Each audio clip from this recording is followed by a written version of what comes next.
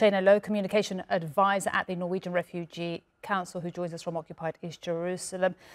Shaina, Antony Blinken said the following on his visit to Riyadh. He said, "We've seen measurable progress in the last few weeks, including the opening of new crossings and increased volume of aid delivery to Gaza and within Gaza." Your reaction to that, and is that what you're seeing and your team seeing on the ground in Gaza?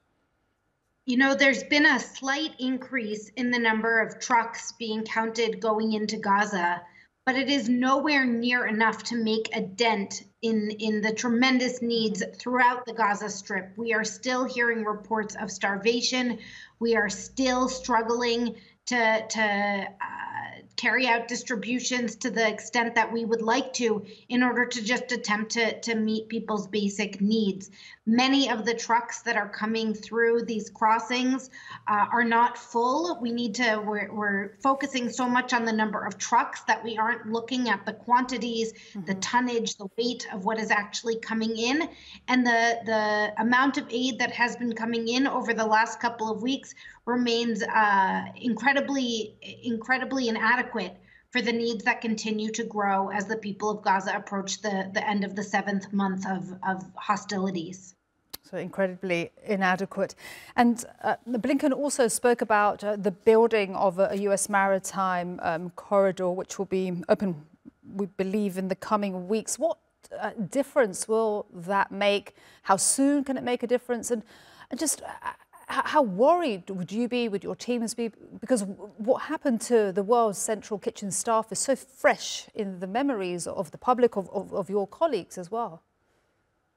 Well, first of all, in terms of this pop-up pier port that the United States has been working on for the last couple of months, my understanding is that will have the capacity to have somewhere around 100 trucks worth of goods delivered each day.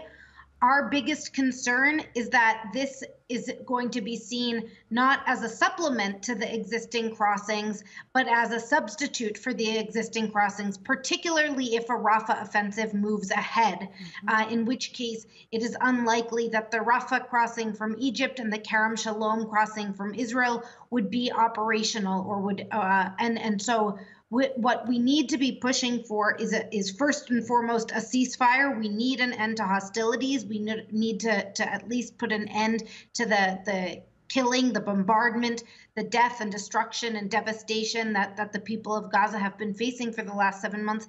But what we really need, and what even the US would say, is that there is no substitute for the land crossings that already exist, and there's capacity there.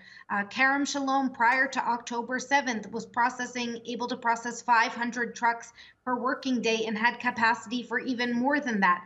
And we're seeing nowhere near the amount of aid coming through that there's potential for at those crossings. And so we shouldn't be distracted by the additional crossings, which are taking a big toll logistically, and in which new pipelines need to be established. But we should be looking at the places where aid is already waiting in Egypt at the border, waiting to cross in and pushing to get that aid in as quickly as possible.